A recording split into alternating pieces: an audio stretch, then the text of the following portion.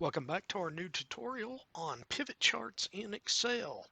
As always, you can visit us at www.eddie-low.com for more videos, and I'll also ask you to like, share, and subscribe for more content like this. All right, our agenda for today is that we are going to be creating some pivot charts. We're going to be formatting that chart, changing the chart type. We're going to be adding some slicers to our data, and then we're going to be pasting that chart into Word. So let's go ahead and move over to Excel.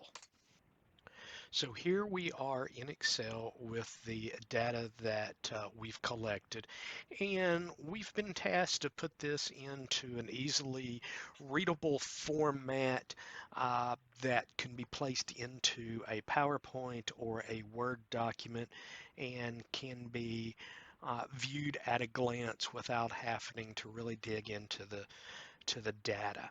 So the tool that we're going to use for this is called the pivot chart.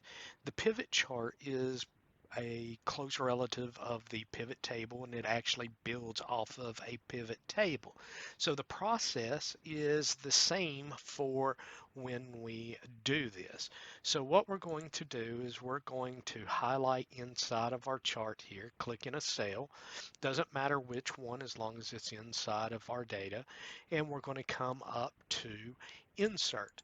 Now from the insert, we would normally come to the left to put in a pivot table, but this time we're going to come all the way to the right and we're going to do a pivot chart. So same as with the pivot table, you can see it asks us where is our range or table of data. So it's already selected the range for us, doing an automatic selection, or we could have highlighted all of these columns right here. And it's asking where do we want to place it, in the existing worksheet, or do we want to put it into a new worksheet?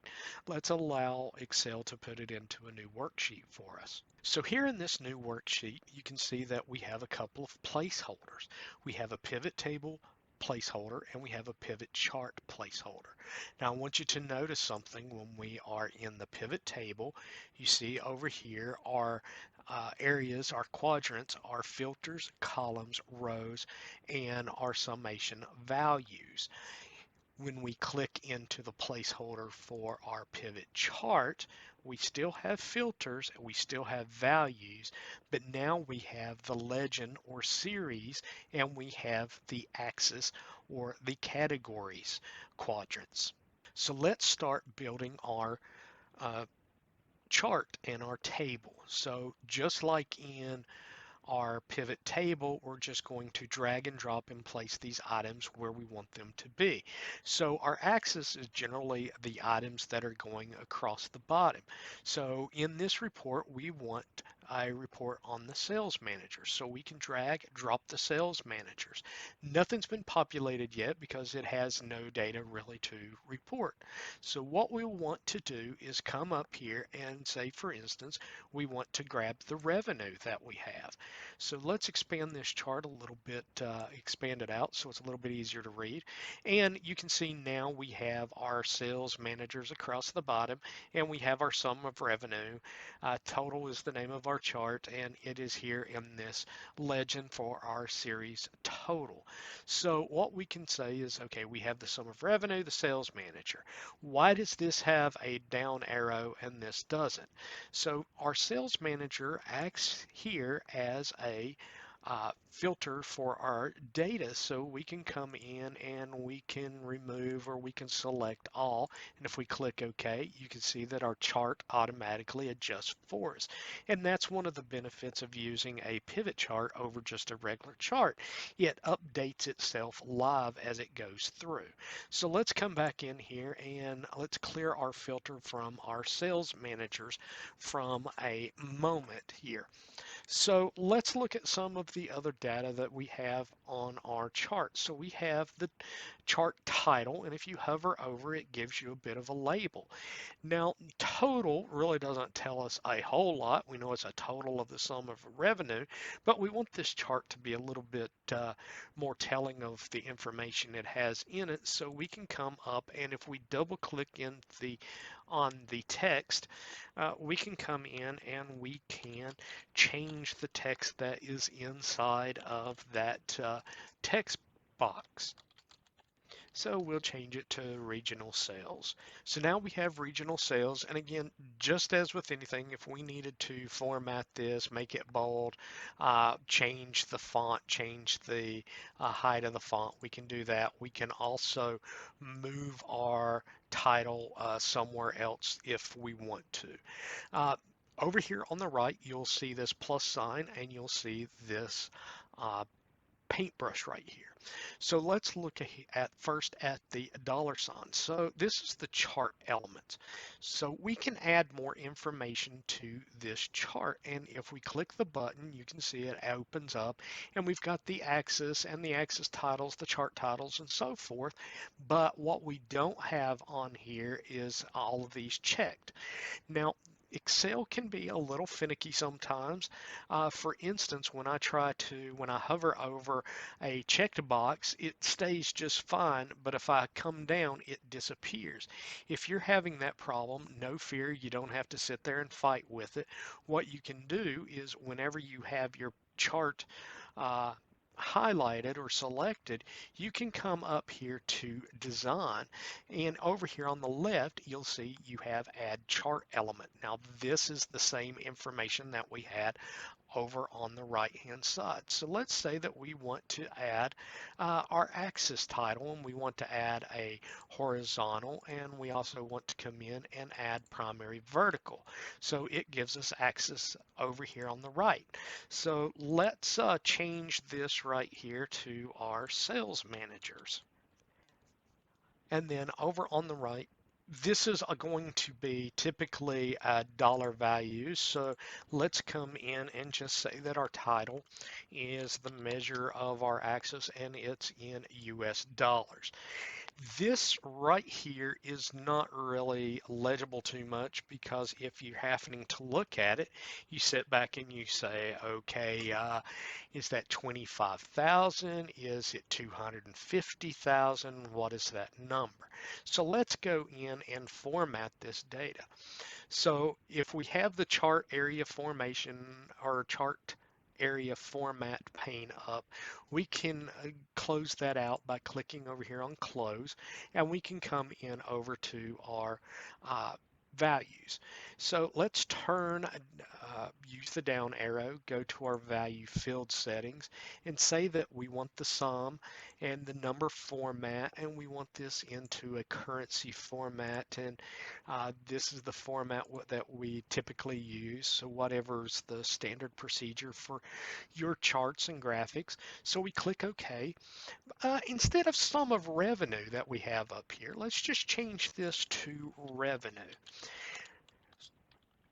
Unfortunately, you're going to see an issue pop up because you can't have the same as the source name, because it's trying to add another field into the chart. So see, we already get the pivot table field name already exists. So let's hit OK to cancel out of that.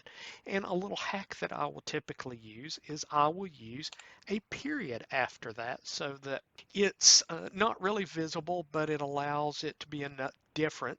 I'll add a period after it, so that way it allows enough difference that we can now have revenue as our field name. So click OK, and you can see now that we have revenue here and we have revenue here on our charts. As we're going through this, we may also want to change the colors that we have on our chart. Uh, we might not always want to use blue for our colors. And the additional columns or pieces of information are going to um, add in a set specified color order. And the way that we find this out is by, again, in our design tab, we come over to change colors, and here's the format. So it's always going to start with blue, then add orange, add gray, add gold, add blue, add green. And we might not like those colors as they come up, and I'll show you what I mean. So let's keep the standard colors for a moment, and let's add another piece of data data, such as add expenses to our chart. So we'll come down and we'll add this on the right side. And as you can see, when we did that, we now have a different, instead of total, our series legend is now um, the name of the uh, data that we are putting into our chart. So we have revenue and sum of expenses. So just like revenue, let's change our sum of expenses and come into our value field setting, and let's give this a number format of currency, none, and that formatting right there. Say OK, come over, use expenses, add a period for our little hack, and click OK. Now we have revenue and expenses. And as you can see, it added a blue bar and then it added an orange bar. And if you want to change those colors, you can come up here and you can select these. But these might not be the colors that you want to use. You may have a standard procedure that revenue is always in green and expenses are in red. So we can adjust those, uh, all of our series here, by coming over, and now you see everything has been highlighted. Let's double click inside of this bar, but it changes to one bar being highlighted, and we see that reflected by this being a data point over here in our task pane. Let's hit escape, and you'll see now it changes to series, and every one of these blue bars have been selected. Over here on the right, these are your series options, whether you want to be on the primary axis or the secondary axis. The primary axis is on the left and the secondary axis is on the right. And I'll show you an example here of why we will use the secondary axis. These sliders right here will change the distance between your two bar graphs here on the series overlap. So you can see that we move our gap between these closed. Also, our gap width goes between, say for instance, our big points of data, each one of our sales managers. So let's put that back to a normal position, and all of this changes. So that's what we see here in these series options. Now let's move over to effects.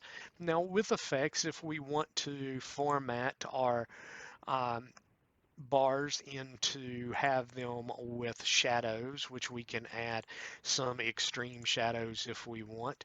And there's a bunch of pre-selected ones of these. So for instance, I add that shadow and I say that I want it a long way away from my chart. We see now that it changes that distance of the shadows. You can also change the color of those shadows. So for instance, it's a dark gray and we wanted a lighter gray, then we can do that. So for the time being, let's remove our shadows, and we can also change the appearance of our bars so that they sort of look like they're in a 3D format, and bezel them out, materials and contour and the lightings and whatnot. But let's just keep pretty much with the basics for now. And let's come over to the paint can. Here with the paint can, this is where we're going to change the colors of our bar graph itself. So we have the border, which just does the borders around the rectangles. But here in the fill, what we can do now is we can say, I don't want any fill in this, or I want a solid fill, just one color, or I want a gradient fill. It adjusts the colors from one color spectrum to another, add a picture, patterns, and just do it automatically. So let's go with a solid fill right here, and let's change our color. And since this is revenue, let's change it to a green color that we have and say OK. Now with this, we can also say, hey, if this is negative, a negative value, then change this to a bright red so it's very noticeable into our chart. Well, now that we've formatted our revenue bars, let's format our expenses bars, and we can just do that by going over to our chart and selecting that. And again, we can come in and say, let's go with the solid fill, and let's come over and give this a dark red color to denote that it is expenses. And again, we could do invert this if it is a negative number. So now we have the different colors.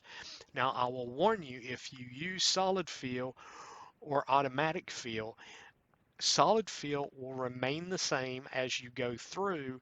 An automatic will change back to those automatic colors when you change data points. So I recommend that you just keep it in here as a solid fill. So we've formatted our data. We've got our chart information here, and we're starting to add a little bit more data and make everything look a little better. Let's add one more piece of information that into our chart. And again, we can either hit the X or we can come up and hit this button over here on the top. Let's add the margin into the equation. So now we have the sum of the margins as we are looking at our data. Well, the sum of the margins isn't going to do us any good. So let's change our value field settings, and we want it to be the average of the margins.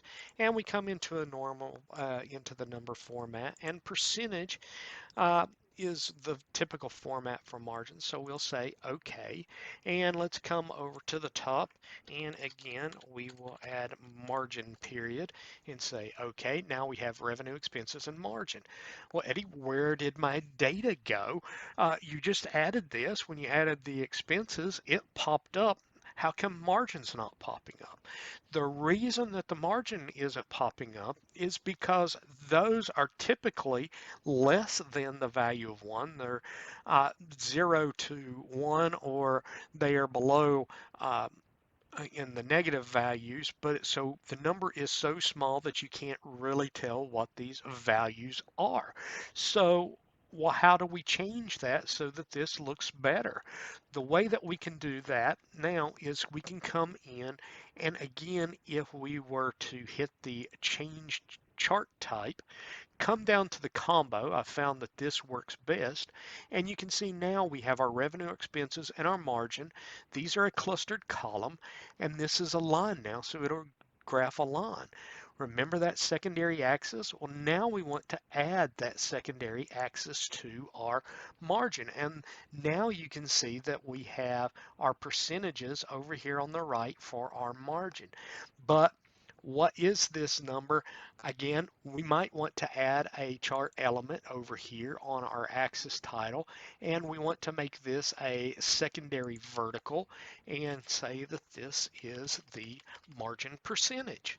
So now we have the uh, margin percentage. So as we come through, we can see our data now. Over here on the right is all of our small numbers on our secondary axis, and we have our larger values over here on our left or our primary axis. But what do each of these data points represent? We can hover over this data, and you can see that we have the number here. It gives us a value of $447,000 and some change, and we can hover over this. But wouldn't it be nice to be able to see this data?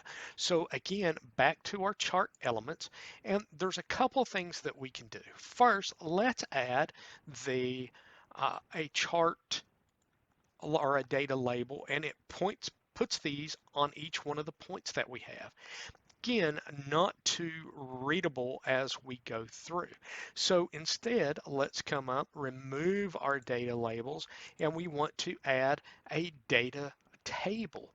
And we want this with our legend keys, and I'll show you why here in a second. So now we have our revenue, our margin, expenses, and we have all of those values listed below our data.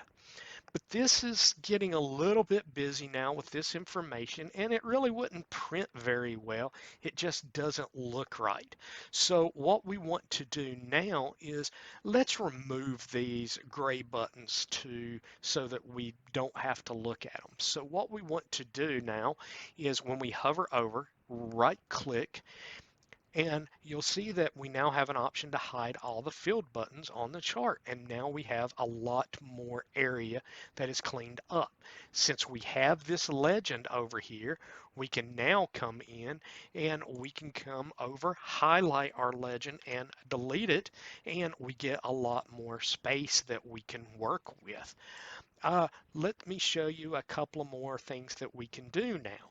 For instance, you just said that this was a filter. Well, now we don't have a filter and I've got to come in and I've got to add it. Same as with pivot tables, with pivot charts, we can add what is called a slider. So we now want to come up to Pivot Chart Analyze and click Insert a Slicer. So by doing that, we can add any filter that we want. So let's say that we want to filter by a region. Well, if we click the region and we say OK, now we have the east, the west, and the north, the south region, and we want to just select the north region. Well, now we can easily go in and change our chart with the data so that it shows us just that piece of information. Same with a pivot table. Do uh, we can add multiple pieces of information by clicking our multiple. Now let's remove this. And I'll show you where this really comes in helpful. Say for instance, we add one more piece of information to our data table or our chart. So now let's add the states into our information. Well, you can see the way that I dropped it. Now each one of the states is lined up alphabetically and it has the name of the sales manager across the top. If we don't like where that dropped, let's move it, and all we have to do is drag drop, and now you can see here is Johnson. Everything is grouped by Johnson with our Kentucky, Maryland, North Carolina, South Carolina, Tennessee, and Virginia.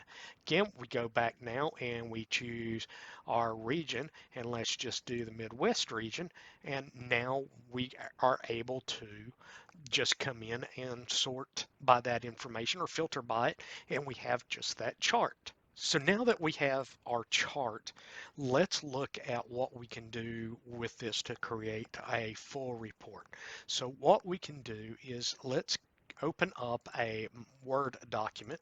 So we'll come into Word, open up a blank document, and here we have it. Let me minimize that for a second. So if we have our chart highlighted, we click or right click inside, and we could save this as a picture if we want, or we can just come in here and we can do a copy.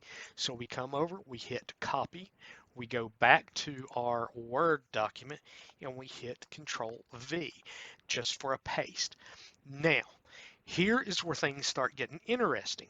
If you go in and you change your pivot table, for instance, if you select a different slider that you have in there, this chart is going to automatically update even though it's in Microsoft Word. So you see that we have M. Jordan is our sales manager. Let's go back over to Excel and choose the West region. Now you can see that it's McGuire. We come into Word, now you see McGuire is now our sales rep. So how do we get by all of that? So the way that you would want to do that is when you come in and paste, especially if you're pasting into PowerPoint, works really good, especially if you have a monthly report and you keep it all linked.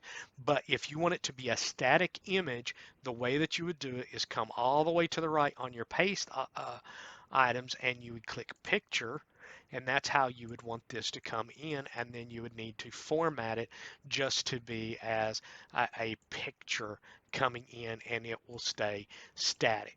So now you can see on this we have McGuire, and let's go back and change our data in Excel and choose the Midwest, or let's go to someone that we haven't that's distinguished, Logan, and we come back over to Word.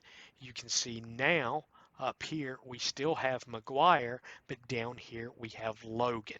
So this pretty much wraps up our presentation on pivot charts, and there's a lot that you can do. You can play with it to format it and everything as you go through.